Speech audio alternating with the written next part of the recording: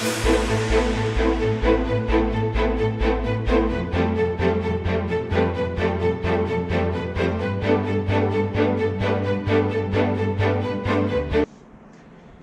guys, it's Tulin here, and today I'm going to be discussing my opinion around vulnerability disclosure policies and also bug bounty programs and what it means for organizations. So I'll get started and I'll define what a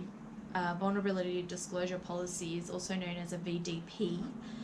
So this is basically aimed at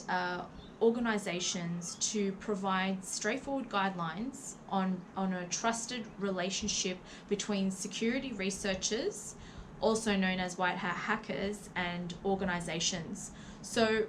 what this policy does is it creates a trusted relationship between these two parties for the security researchers to be able to share any bugs that they may find or any security vulnerabilities that they may find with an organization without being ripped into shreds or ignored or whatever else it is. So it offers a great way to do this. But in order to implement a policy of this kind, you really need to make sure that you have your internal processes and internal staffing at a great level in which you can handle these types of requests coming in. So a VDP is not a bug bounty program, so let's not get those two mixed up, because you need to have a VDP first, and I would suggest trying to handle the requests coming from a VDP and how to handle a VDP internally before you introduce something like a bug bounty program, because that's, you know, quite large in scale and there's quite a lot of work involved in implementing that.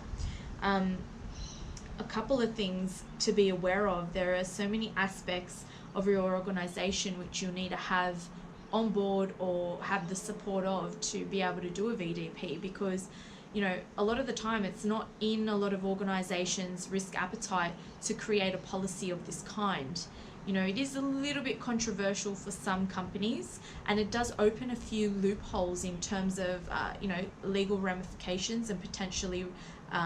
regulatory as well. So that's why you need to have the right staffing numbers, the right processes in place, and, you know, you really need to have your exec, senior management or board level support to develop a policy like this, because you need to have the right amount of developers in your teams, and, you know, even a team who triages the requests, because if you're getting bombarded by all these requests, you need to really be able to filter which ones are legitimate and which ones aren't legitimate. And then you need to have, you know, your comms team, your legal team overseeing everything. So